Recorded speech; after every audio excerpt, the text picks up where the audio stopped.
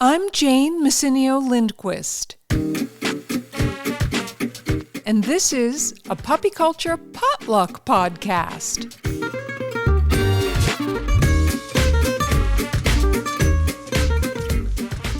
You bring the topics, we bring the conversation. This week's question is about fear periods in puppies, specifically later fear periods. And here's the question. What are the critical fear stages in puppies from 8 weeks on? Is it best to keep up their socialization during these periods, or back off for a few days and then resume? Okay, me again. I'm going to get right to the point and answer her question directly and say that if my puppy is truly in a fear imprint period, I do back off of socialization. I am very cautious with puppies that are in a true fear period, and I will keep them at home until they've cleared that fear period. Now, that having been said, I think we need to talk a little bit about fear periods, what they are and are not, and how to recognize them. Because it's a persistent theme that comes up that people confuse general, possibly genetic or environmentally induced fear with fear periods, and there can be negative effects for the puppies by this misclassification. Before I jump in, I want to say this is not going to be a course level treatment of this topic. I do treat this topic in our breeders course, which is Newborn to New Home in Madcap University. But I want to give a global sort of overview of fear periods and their significance to you as a puppy owner or as a breeder. Because, as I said, there's a lot of misconceptions about this, which I believe leads to taking the incorrect actions under the circumstances. I also am going to preface this by saying that most of what I'm going to be telling you is based on my own observation and experience. There just is not a lot of scientific study specifically on fear periods in puppies. Anecdotal evidence is good evidence, but it is anecdotal evidence. So take that for what it's worth. So let's talk about the developmental aspects of the emotion of fear. Puppies are born without a true fear response. They have reflexive responses, but it's doubtful that any of that feeds to the brain in the sense of a fear response. Makes sense if you think about it, because fear is a metabolically expensive emotion. The cortisol that has to be raised when you have fear in order to allow you to fight or flight, it's metabolically expensive. And nature and evolution are economical, and they're not going to instill fear in an organism that can't act on it. So a newborn puppy cannot act on fear. Fear would be a useless emotion. They don't have fear. Now, this can vary, but somewhere around 5 weeks old, puppies have their initial fear response. I've talked about this a lot in my podcasts, but at the risk of being boring, I'm going to give you 2 studies on this. One, they did a study of Cavalier King Charles Spaniels, German Shepherds, and Yorkshire Terriers. They found that the average per breed onset of initial fear, so that fear right around 5 weeks old, varied by 16 days between breeds. with the German Shepherds having a fear response on average 16 days before the Cavalier King Charles Spaniels. The other study is a study that was done of German Shepherds and Labrador Retrievers. They found that 95% of German Shepherd puppies had an initial fear response by 5 weeks old, and only 5% of Labrador Retriever puppies had an initial fear response at 5 weeks old. Now let's talk about the second fear imprint period, which is what people refer to often as the 8-week fear period. Let's distinguish what a fear period is, so a fear imprint period, from generalized fear. A fear period, you may see generalized fear during a fear period, but it has certain hallmark characteristics, and these are just things that I have observed over the years. A fear imprint period is going to have 3 things. It's going to be acute, meaning to say it comes out of nowhere. One day the puppies are happy little campers, and the next day they're afraid of something. The something that they're afraid of is something familiar. So it's not that you took them to a garden center and they'd never been to a garden center and they're crawling on the floor because the HVAC is booming and there are people around. No, that's not a fear period. Or, it could be a fear period, but that wouldn't be information that tells you the puppies are in a fear period. A fear period is they've walked past that sculpture of a pig every day of their little lives, and one day they see it and freak out and say, who let that creature in? What is that thing? Is it going to kill me? Classic fear period would be noises like an oven fan. I had a puppy suddenly be afraid of an oven fan. That puppy had been out every day of its life, and one day it was afraid of an oven fan coming on. That was my tell that puppy was in a fear period.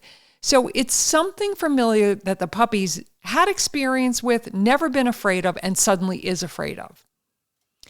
And the third characteristic of a fear period, which is functionally the most important one to you as a breeder or puppy owner, is that it's transitory.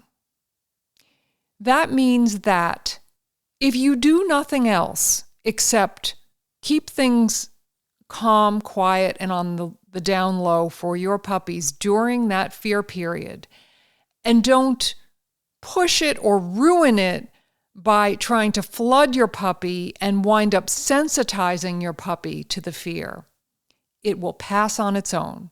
No further action from you required. So, now that we've defined how we know what a fear period is, let's talk about the function of fear periods. As I mentioned in the beginning of the podcast, fear is metabolically very expensive. It's not something that nature is going to instill in a puppy unless the puppy can act on it. So when do we see these first 2 fear periods normally? They normally do correspond with a time when the puppies have a big jump in mobility. So, up until 5 weeks old, what are the puppies ever going to see? Their mother, their aunties and uncles. They don't have the wherewithal to get out and toddle out into the world and get into trouble. Fear is a useless emotion for them. They're never going to see anything they should be afraid of. And frankly, if something gets into their nest that they should be afraid of, it's just not going to do them any good to be afraid because they can't defend themselves or run away. But then at 5 weeks old, again, speaking on very broad averages, this is when puppies first get their legs under them. They can wander away. It is possible for the first time that they could run into some kind of trouble without a protective adult around. So fear becomes a useful emotion for them. And not to take too deep a dive into it, but let's just say at 8 weeks old, on average, we do see another jump in mobility. So once again, the puppy has new opportunities to get into trouble. And it is helpful for that puppy to have a heightened sense of fear at that time. I just want to clarify something. This correlation between increase in mobility and increase in fear, and spikes in increase in mobility and spikes in increases of fear, are on a population level. What do I mean by that? It means that as a breeder, it's not diagnostic information for you that you have a puppy that's a little more mobile a little earlier, that maybe that puppy's going to be in an earlier fear period. No, it doesn't track that way, at least not that I have ever observed. But what I'm trying to do is give you an idea of what these fear periods are and why they happen. Because 99% of the times when someone's writing in and saying that their dog is in a fear period after those first 2 fear periods, they're mislabeling the phenomenon. They're not understanding what's going on. There are other kinds of fear that are genetically mediated that appear later in life, but they are persistent and will not pass without some kind of learning. The fact that they appear suddenly and later is not a fear period. It's the fact that that particular gene is now expressing itself, or there are latent reactions to earlier experiences. Remember that fearful experiences in the first year of life will almost never express themselves behaviorally in the puppy at the time. So the puppy will appear to recover from an aversive or scary event, but either fear or aggression will seemingly spontaneously emerge when the dog gets older. And even if there were true fear periods when the dog has a heightened sensitivity to frightening events after that 8-week-old period, they're not predictable in terms of an age window after that second fear imprint period. Let's think about this.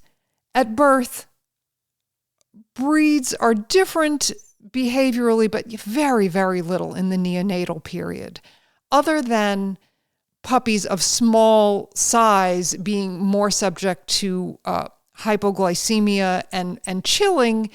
Behaviorally, puppies are pretty much identical in the neonatal period. By the time they reach their initial fear period, there's much more difference, okay? Remember, 95% of German Shepherds at 5 weeks with a fear period, only 5% of Labradors with a fear period at 5 weeks. So you see, the trajectories are starting to go in different directions. Now, take that and extrapolate that out to 6 months or a year old. Plus, add in all the environmental input, all the experiences, what's happened to that puppy, what socialization was or wasn't done, whether it was done well, whether it was desensitization or habituation, or whether the owner flooded the puppy. Every bit of input or lack of input that the puppy had, and you see those trajectories spreading further and further. And this is why, when you read the internet stuff on later fear periods, they appear to almost overlap and form a continuous net of possible times that your puppy could be in a fear period. It's really true. You don't know, and you also don't really know if it's a fear period or some other genetic or latent environmental response. So that's a long way of saying that, in my observation, maybe there could be a fear period after 8 weeks, but they're all over the place, and they most often are not true fear periods. They're something else. The reason why I think this is so significant and important for people to understand is that you have to do work with these puppies, okay? It is true, as I said in the beginning, when I have a puppy that is in a true fear period, so either around that 5-week age or around that 8-week age for me, when I see that acute, transitory fear of the familiar, when it's those 3 things, yes, I do hold back those puppies. Yes, I do keep them from having any new socialization or new experiences until I'm sure that they've cleared that fear period. As they age, that strategy is not going to work for you, okay? As they age, even if it comes on suddenly and seems to you like, oh my gosh, it must be a fear period because it came out of nowhere, chances are it didn't come out of nowhere. Chances are that your puppy or dog is having genetics that are coming online later in life, which is normal. They're black boxes. You don't know what you get. It's a box of chocolates. They're coming online now. And now you are seeing what you have and what you may have as a fearful dog. For sure, young animals can be socially uncertain. They can have heightened senses of fear. They can be more sensitive to fear. And just in the balance of treading the line between habituation, socialization, and sensitization, where you want to be counter-conditioning fears and also creating positive associations, but you don't want to be flooding your puppies where you're sensitizing them to things. When you're treading that line, if you are seeing increased fear in your puppy, yeah, I mean, you want to err on the side of caution, but that's always true. It's not that specific thing that is a fear period where the puppy's going to get over it if you just don't mess it up. You have to work with it. So you do have to get those puppies out. You do have to softly work on the edges of desensitizing, counter-conditioning fear in older puppies. It's a little bit of a pet peeve for me about these so-called later fear periods because I have certainly seen things that look to me like fear periods in young adult dogs. It's rare, and there's usually another explanation that does require action on the part of the puppy owner. I have a concern that once something is labeled as a fear period, puppy owners will say, oh, it's a fear period, instead of dealing with whatever is being expressed behaviorally at these later stages in puppyhood and young adulthood. Because a fear period will pass with protection, but if you're dealing with a genetic or behavioral issue, you need to address it with training and counter-conditioning. So to sum it all up, fear period is acute, transitory fear of the familiar, will pass if you just protect the puppy during that time. Yes, in direct answer to the question, I do hold my puppies back during fear periods, but fear periods, so-called fear periods, after that second fear imprint period, I treat that as I would treat generalized fear. And I do get those puppies out and I do work with them. But again, always being careful to be on the positive side of counter-conditioning and creating positive associations and not flooding the puppy.